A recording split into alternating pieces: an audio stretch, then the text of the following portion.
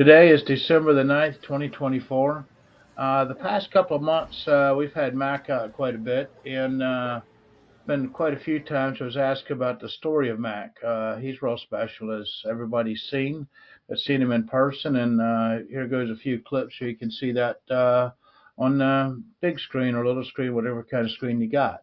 Anyhow, the story starts kind of back in 1979 when Donna and I first met.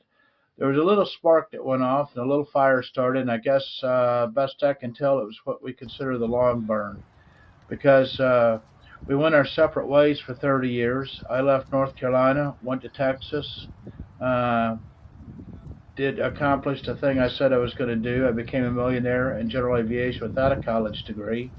Had a girl and a boy, and Donna stayed in North Carolina, got married to a guy named Mark, and then they had two kids. Anyhow, through a series of disasters on both of our parts, Donna found me a few years ago in Anchorage, Alaska. And we had a conversation on the phone, and I had lost everything by the time I got to Anchorage.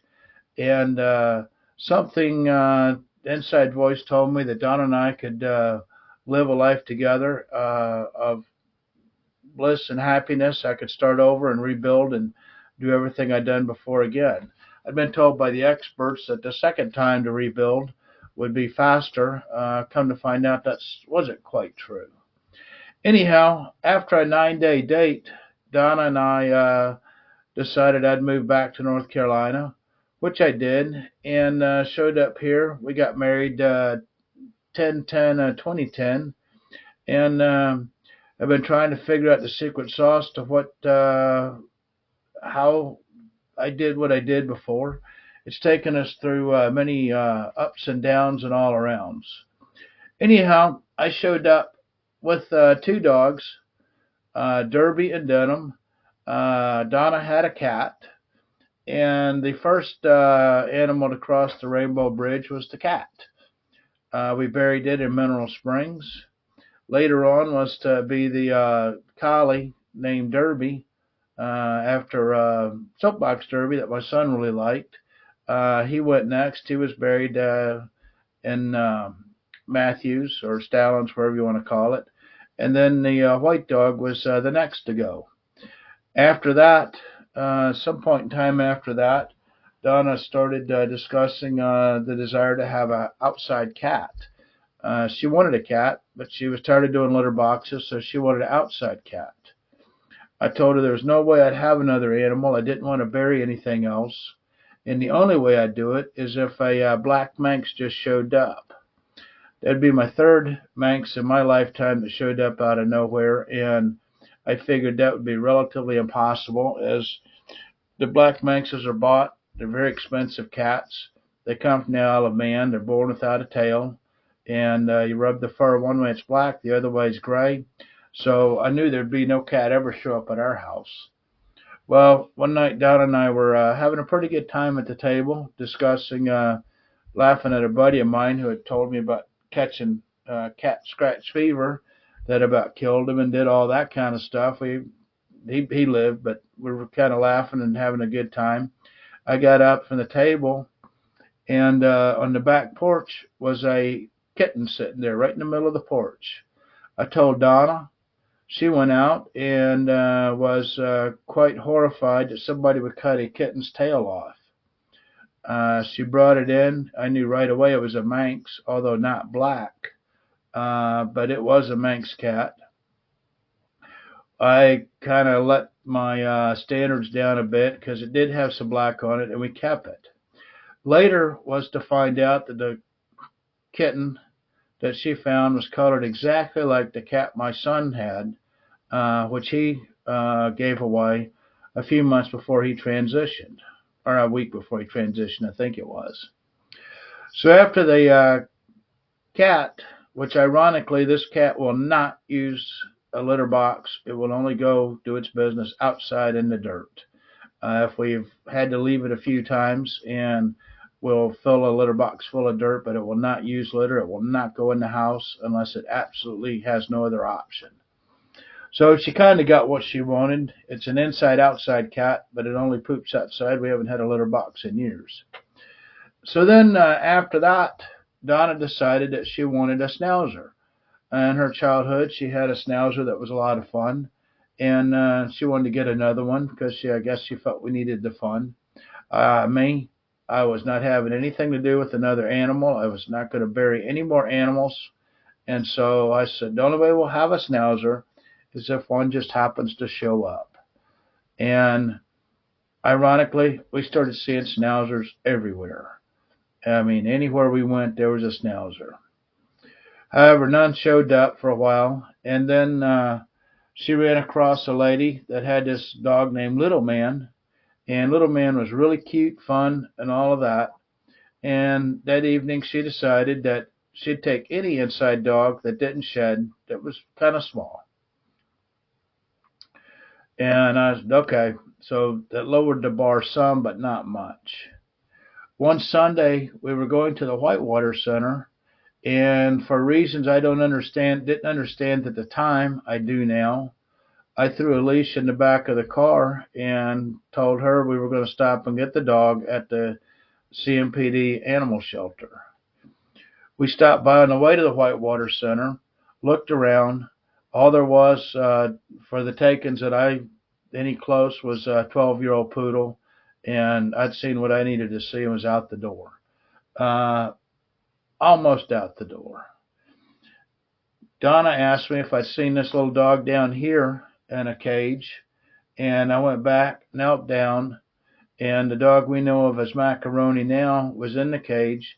He stood on his hind legs, stared me in the eyes, hung his paws, and about broke my heart. I mean, it just went to my soul and cut it in half. We asked to see him. There was a little issue because they warned us he'd bit the dog catcher the day before. He was a stray and reported to be a stray. And we wanted to see him anyway. The girl brought him back to us, and he had tried to bite her. It was a very mean dog, she said, and she had him wrapped in a blanket. And when she let him down, he came and curled up on my lap. After that, I threw a ball. He went and got it, brought it back, did everything I asked, even walked him around the place off leash. So we decided I'd had to bring that dog home. After we got him home and he healed from surgery, we started taking him out with us. The first thing we noticed was that Donna's mom was at a apartment for retired people, and Max seemed to have a thing with the people, and brought much joy and happiness to him. And he was on his little tricycle. He'd ride rollators, whatever. Uh, and so I got to wondering about it and did some checking. And Mac and I were doing about everything required to become a certified therapy team. So we made an arrangement, went and tested, passed the initial test, everything with flying colors. The only problem we had was I had not had him 6 months yet, and you have to have the dog 6 months to be a certified therapy team. So we got that waived and became one. During that time, Donna and I had some things going on with her mother and family. Her mother had a stroke that was pretty bad, and we were dealing with that and some other things. And Mac got along with most everybody. There was a few people he didn't really care for, and there were some people that did not care for him. In spite of the goodness and everything that was going on, he and I were going out to schools and things and doing the therapy work. We started wondering what was wrong with our dog because he just didn't flat like some people and they didn't like him. This went on, and eventually we ended up with a dog that was mean. And I mean, at the back, he turned mean and was unpredictable. He was under high stress, tearing his hair out, doing all kind of stupid stuff. During this time, it was quite frustrating. We got to looking at what was really going on and started doing some work with our thoughts and our energy, and found out that lo and behold, um, the thoughts that we have and that sort of thing are very, very powerful.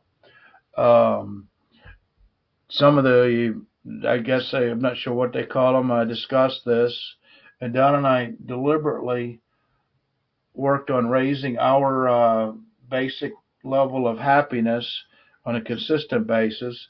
And interestingly enough, the more we get into love, gratitude, and being ourselves, the better things get.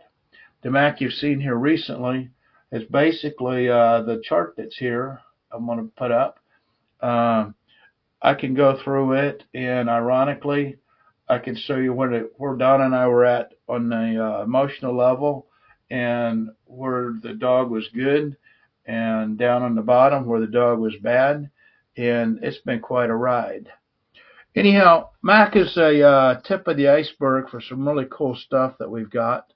Um, and the way we've got there, because she and I knew that we could rebuild a life together that would be nice. The disasters that happened was my at the peak of my game and the rise to becoming a millionaire in general aviation. My son Markus was in a single car fatal accident. Nothing about it made sense after the accident because I was seeing things that didn't add up. It was almost like he was still here, but I knew he wasn't. And that about drove me to the brink of insanity. However, through the sorting of it, uh, interesting things have happened. The most interesting is a rose that he sketched in 2000 has now become a beautiful sculpture. The trail from the sketch to the sculpture is very fascinating, along with some other stuff. In trying to figure it out in a nutshell, it's all in the way God works, and the explanation that we have, that we generally go by, is flawed and doesn't work well for very many people.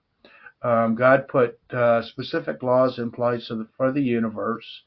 One is the law of physics, and quantum physics, which very few people play with, but it's really a very simple thing to live a good life using the laws of the universe of physics and quantum physics. And the little chart, The Magic of Mac Aroni Explained, that's here, basically, if one lives in a state of love and gratitude and to be yourself, the one that God made, that you were born into, before society kicked in, everything will work out just lovely. Anyway, uh, we have a lot more cool stuff with the Markus Project, which Mac Aroni is a part of, and take a look and see how we can help you. Thank you very much.